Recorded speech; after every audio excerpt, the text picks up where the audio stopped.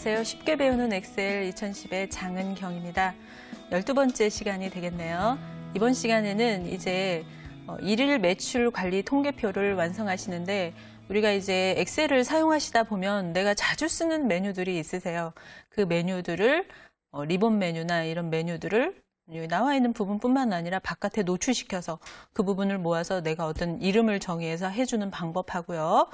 그 다음에 이렇게 분기별로 되어 있는 데이터를 어떤 데이터의 통합을 하는 기능을 배우시도록 하겠습니다.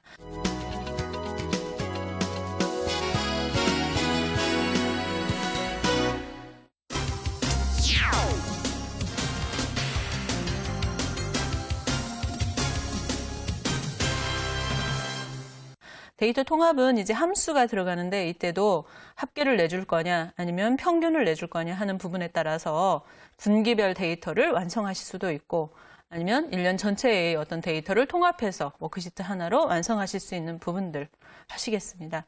자, 그리고 또 하나는 이제 데이터 부분을 가지고 오시는 부분에서 외부에 있는 어떤 특정한 데이터, 그러니까 오피스 제품군이라고 하면 이제 파워포인트, 그다음에 메모장도 포함이 됩니다. 그다음에 워드 파일 이런 부분들 외부 데이터를 가지고 와서 엑셀에다가 추가하는 방법이죠.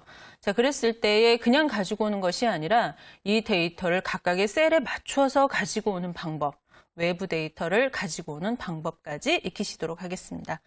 자, 먼저 완성된 부분을 한번 보시면요. 상반기 데이터에는 이렇게 1분기와 2분기의 데이터를 합친 이런 부분으로 이렇게 합한 상반기 데이터를 완성을 했습니다.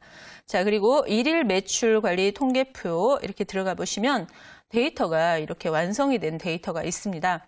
자, 주문 번호가 이렇게 쭉 있고 수량과 매출액에 따른 할인액을 계산을 해줬습니다. 자, 그에 따른 또 판매 금액까지 모두 다 계산을 해줬죠. 자, 이렇게 보면 수량과 단가만 써주게 되고 나머지 부분도 써준 부분이지만 매출액이나 할인액, 그 다음에 판매 금액 같은 경우는 계산을 해준 부분이 됩니다. 자, 이랬을 때 내가 이제 매출 관리를 하다 보니까 뒤에 어떤 부분이 더 좀 들어갔으면 좋겠다 하는 부분이 있을 수 있어요. 더 데이터를 계속 추가하는 부분이 있죠. 데이터를 추가하게 되면 원하는 데이터 들어가는 뿐만 아니라 거기에 따른 수식이나 서식을 모두 다 바꿔줘야 되는 현상이 발생을 합니다. 입력을 하면서. 자, 그런 경우에도 굉장히 불편하죠. 하나 입력하고 식 바꾸고 하나 입력하고 식 바꾸고 이럴 수 없지 않습니까?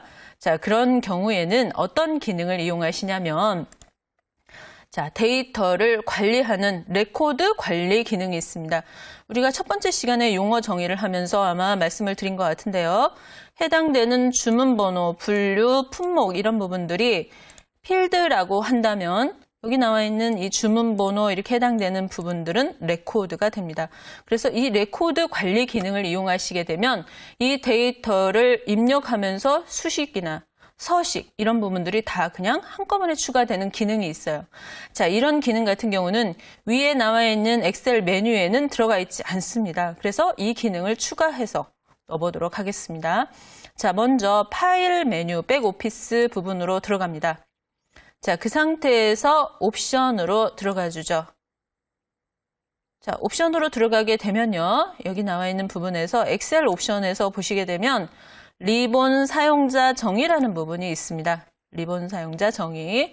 자, 우리가 리본이라고 하면 이제 지난 시간에 배웠다시피 이런 부분이 이제 리본 메뉴죠. 이 부분 리본 메뉴 중에 그룹입니다. 표시 형식 그룹, 스타일 그룹 이렇게 되시는 건데 자, 리본 메뉴를 편집한다는 얘기입니다. 그러면서 새로운 어떤 명령을 주기 위해서 새로운 탭을 넣겠다 이렇게 되어 있습니다. 자, 새 탭 같은 경우는 어떤 탭이냐?